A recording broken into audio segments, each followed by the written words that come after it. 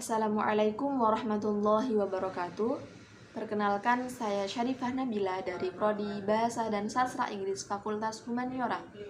Ingin memberikan resume tentang materi-materi pada PBAK Fakultas tanggal 2 September. Selamat menonton. Materi yang pertama yakni disampaikan oleh Dr. Halimi MPD. Beliau menjabat sebagai Wakil Dekan 1 Bidang Akademik dengan judul Sistem Pendidikan di Perguruan Tinggi. Pertama, Sistem Akademik Fakultas Humaniora. Ada 3 macam, diantaranya Sistem Kredit Semester yang disingkat dengan SKS.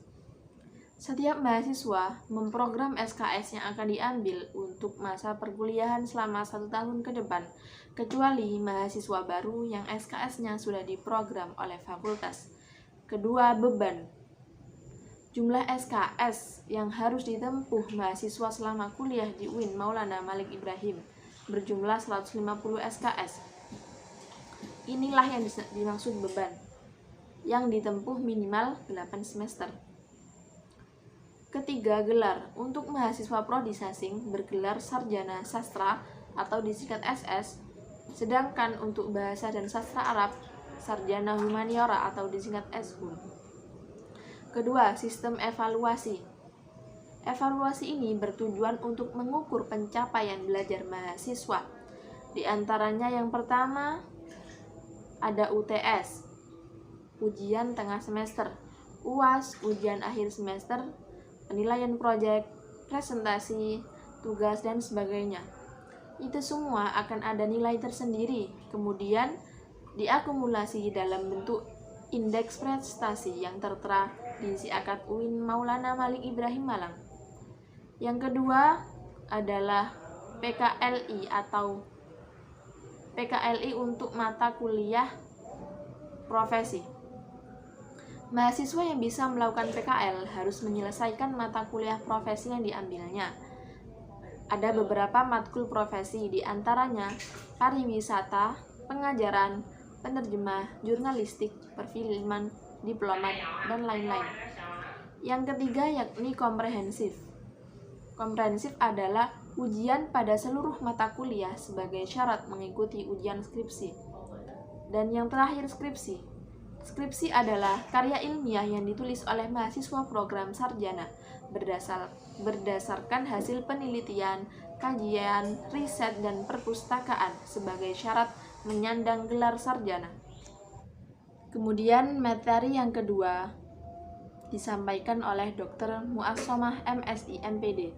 Beliau adalah Wakil Dekan Bidang AUPK, Administrasi Umum, Perencanaan, dan Keuangan, dengan judul Sistem Pengelolaan Pembiayaan Perkuliahan. Beliau menjabarkan tentang fasilitas yang diberikan kepada mahasiswa Fakultas Humaniora, di antaranya yakni yang pertama ruang kuliah untuk pembelajaran. Kedua, ruang perpustakaan. Dalam hal ini ada 2 perpustakaan, Perpustakaan Pusat UIN Maulana Malik Ibrahim Malang dan Perpustakaan Fakultas Humaniora sendiri. Yang ketiga, ruang SAC. SAC adalah singkatan dari Self Access Center, sebagai ruang belajar mandiri atau berkelompok, berdiskusi, nonton bareng, membaca berbagai genre buku. Yang keempat, home theater, yakni tempat untuk seminar, nonton bareng berbagai acara mahasiswa, drama, menari, puisi, musik, dan lain-lain. Yang kelima, auditorium untuk seminar, lomba-lomba, dan berbagai acara mahasiswa. Yang keenam, laboratorium bahasa multimedia. Yang ketujuh, galeri seni sebagai tempat untuk memperdalam hobi, menari, bermain musik, gamelan, dan lain-lain. Yang kedelapan, galeri kaligrafi. Dan yang terakhir, meeting room untuk tempat rapat dan ruang ujian-ujian akhir mahasiswa. Kemudian dilanjut dengan inti dari bidang AUPK ini sendiri, yakni keuangan. yang paling urgent dalam hal keuangan ini adalah tentang UKT. UKT adalah singkatan dari uang kuliah tunggal, yakni jumlah pembayaran setiap mahasiswa antar mahasiswa sama antara mahasiswa yang memiliki kemampuan ekonomi berlebih dan mahasiswa dari keluarga yang kurang mampu. UKT ini berarti sharing pembayaran, saling membantu, berasaskan ringan sama dijinjing, berat sama dipikul.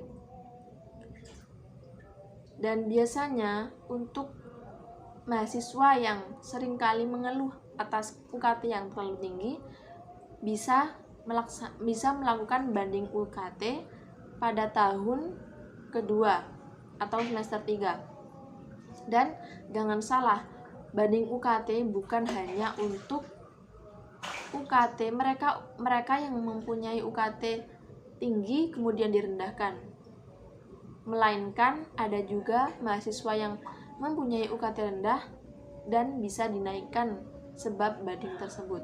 Maka bisa dua-duanya. Materi yang ketiga yakni disampaikan oleh Dr. Galuh Nurrohmah MPD MED. Beliau adalah Wakil Dekan Bidang Kemahasiswaan dan Kerjasama dengan judul materi Sistem Pembinaan Mahasiswa dan Alumni.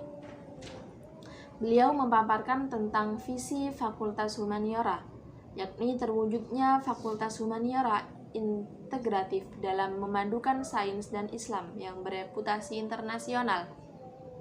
Untuk mewujudkan visi tersebut, maka Fakultas Humaniora juga mempunyai misi, antara lain memberikan pembinaan dan pengembangan kemahasiswaan berbasis nilai-nilai Islam dalam membentuk mahasiswa yang memiliki kedalaman spiritual, keagungan akhlak, keluasan ilmu, dan kematangan profesional. Menyelenggarakan kegiatan yang memacu penalaran dan minat bakat dalam bidang humaniora, budaya, teknologi, dan seni budaya yang bernafaskan Islami. Mengembangkan jiwa kepemimpinan, sosial, dan kepeloporan dalam masyarakat berbasis nilai-nilai Islam dan budaya Indonesia. Mengembangkan kemandirian dan profesionalisme. Kemudian, untuk terlaksananya visi misi tersebut, maka harus ada program-program yang harus dilaksanakan. Antara lain, Fakultas Humaniora mempunyai program-program pembinaan dan pengembangan. Pertama, peningkatan spiritualitas dan keluhuran akhlak. Yang kedua, pengembangan penalaran dan keilmuan. Yang ketiga, pengembangan potensi, minat dan bakat. Yang keempat, pengembangan profesionalisme. Yang kelima, pengabdian masyarakat. Kemudian, untuk melaksanakan program-program tersebut, maka ada cara-cara atau strategi umum pembinaan dan pengembangan untuk memudahkan program tersebut berjalan sesuai ekspektasi. Yang pertama yakni terprogram, yang kedua sinergis, yang ketiga bertahap dan berkesinambungan. Contoh realnya yakni PBAK untuk mahasiswa baru. Ini adalah program yang bertahap, karena PBAK adalah pengenalan awal untuk pembentukan karakter mahasiswa. Dan untuk setelah PBAK ada lagi pengembangan atau pembinaan lain untuk semakin memberikan status sebagai mahasiswa Fakultas Humaniora. Kemudian demokratis, koordinasi dan kolaboratif. Nah, untuk melaksanakan program-program tersebut, apakah mahasiswa mempunyai peran? Apa yang bisa mahasiswa lakukan untuk melakukan dan ikut andil dalam program-program tersebut? Maka adanya DEMA, SEMA, dan HMJ adalah organisasi yang mampu sebagai wadah untuk berperan dalam melaksanakan program tersebut. Kemudian, untuk referensi lain, yakni Fakultas Humaniora menyediakan komunitas bakat dan minat. Di antaranya komunitas penelitian, komunitas kaligrafi, komunitas debat, komunitas penulisan kreatif, komunitas karawitan, komunitas tari, komunitas film, komunitas jurnalistik, dan komunitas Al-Jalalain. Nah, mahasiswa sendiri juga bertanya-tanya, apa keuntungan dari mengikuti komunitas-komunitas atau organisasi selain untuk ikut andil dalam program Fakultas Humaniora, yakni ada yang namanya Surat Kredit Kegiatan Mahasiswa yang disingkat dengan SKKM. SKKM adalah semua kegiatan yang dilaksanakan oleh mahasiswa baik yang bersifat akademik maupun non-akademik akan diakui dengan pemberian bobot tertentu yang disebut SKKM. Nah, SKKM ini digunakan sebagai syarat ujian komprehensif. Syarat SKKM adalah 250 kredit.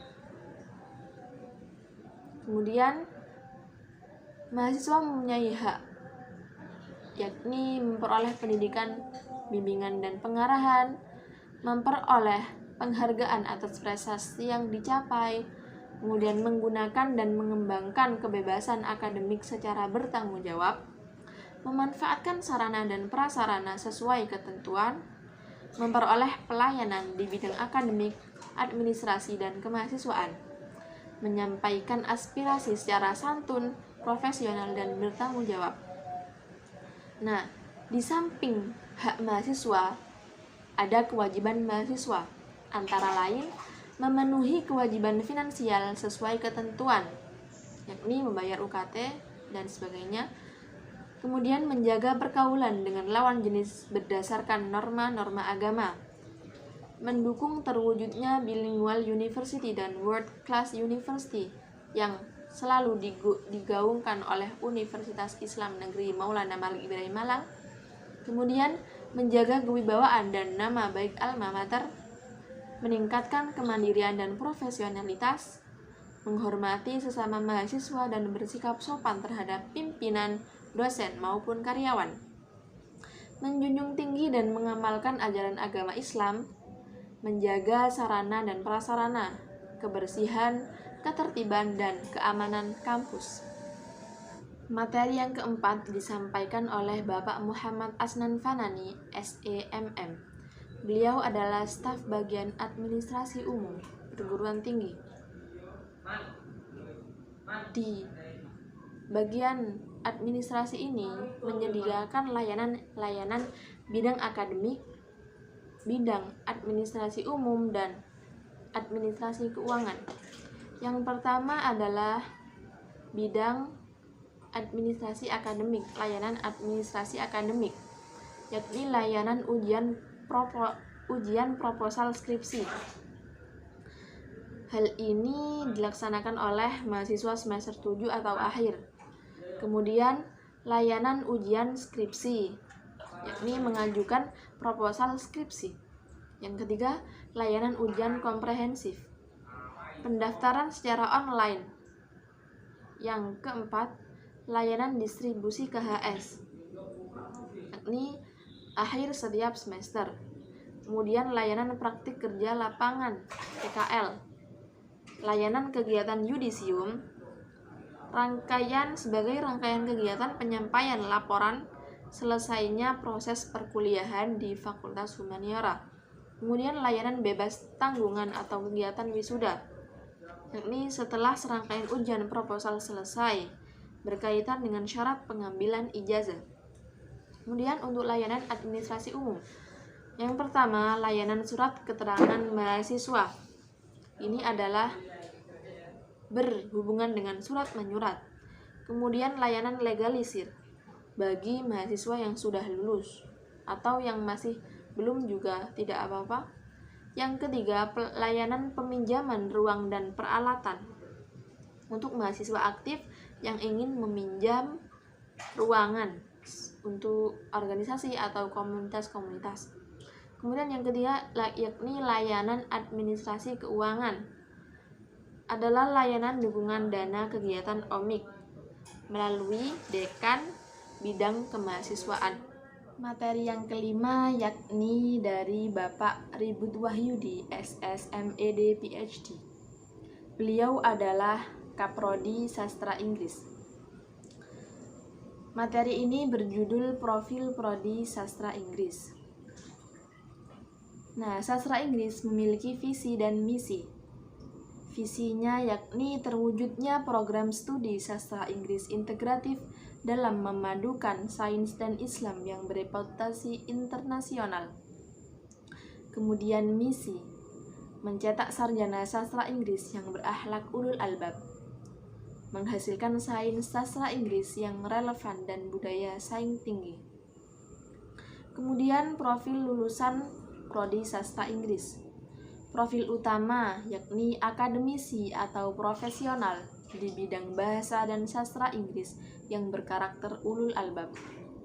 Kemudian profil pendukung sebagai instruktur atau pengajar bahasa Inggris, penerjemah, pemandu wisata, jurnalis, praktisi film, dan diplomat.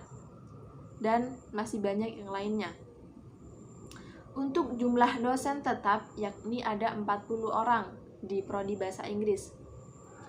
Yang bergelar guru besar ada 1 orang, kemudian doktor yang telah menyelesaikan strata 3 berjumlah 17 orang, kemudian magister yakni strata 2 berjumlah 22 orang, dan totalnya yakni 40 dosen. Kemudian untuk gelar lulusan Prodi Sastra Inggris adalah Sarjana Sastra yang disingkat SS. Sarjana Sastra ini adalah ahli atau praktisi bahasa dan sastra Inggris yang memiliki integritas keilmuan dan keagamaan, serta mampu mengimplementasikan kompetensinya pada bidang 1. Pendidikan atau pengajaran, 2. Kepariwisataan, 3. Penerjemahan, 4. Jurnalistik, 5. Perfilman, 6. Diplomat, dan seterusnya. Kemudian desain kurikulum dan perkuliahan. Yang pertama, jumlah SKS untuk lulus yakni harus mumpuni dalam mengambil SKS yakni 150 SKS. Yang kedua, masa studi normal yakni 8 semester atau ditempuh selama 4 tahun. Yang ketiga, batas akhir studi berjumlah 14 semester yakni jumlah maksimal 7 tahun. Kemudian wajib tinggal di ma'had selama 2 semester. Nah, kalau online ini ya tetap belajar di ma'had, belajar pelajaran yang ada di ma'had meskipun di rumah masing-masing. Kemudian yang kelima, wajib khatam Al-Quran 1 kali per tahun minimal. Yang keenam, belajar bahasa Arab selama 2 semester yang disingkat dengan PKPBA. Jam belajarnya yakni pukul 2 siang sampai 5 sore. Kemudian, dalam proses pembelajaran Prodi Sastra Inggris, terdapat dukungan-dukungan atau fasilitas yang bisa dimanfaatkan untuk mahasiswanya. Yang pertama, laboratorium bahasa, perpustakaan, galeri, praktikum, OMIK, yakni DEMA, SEMA, HMJ, dan UKM.